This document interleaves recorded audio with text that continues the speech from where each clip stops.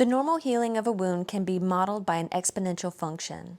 If A naught represents the original area or the initial value of the wound, and A at N is the area of the wound after N days following an injury when no infection is present to slow the healing. Suppose that a wound initially had an area of 100 square millimeters. If healing is to take place, how large would the area of the wound be after 3 days? The given function A at N is an exponential function because the independent variable N is in the exponent position. In an exponential function, A naught is the initial value, the coefficient that is being multiplied by the growth factor.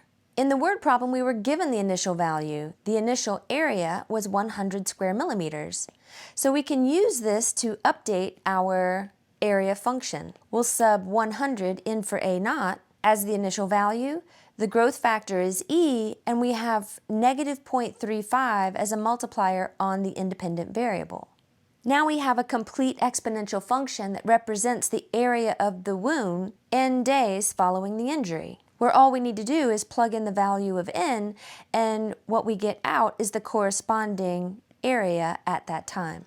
So in part A, we're asked to find out how large the area of the wound would be after 3 days, and in order to determine that, all we need to do is plug in N is equal to 3.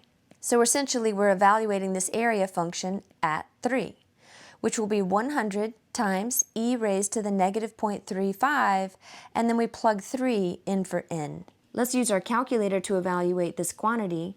We have 100 times e raised to a power. So let's select the e raised to a power button here that's above ln.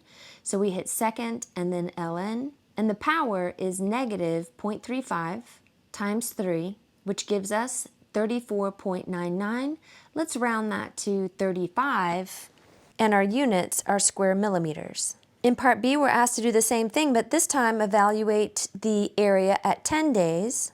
So we'll be evaluating the area function at n is equal to 10 days. The area function we're using is 100 times e raised to the negative 0.35, and this time we're plugging in 10. So again, we'll use our calculator. 100 times e raised to the negative 0.35 times 10 in the exponent, which is equal to 3.02 if we rounded to 2 decimals. And again, our units are millimeters squared.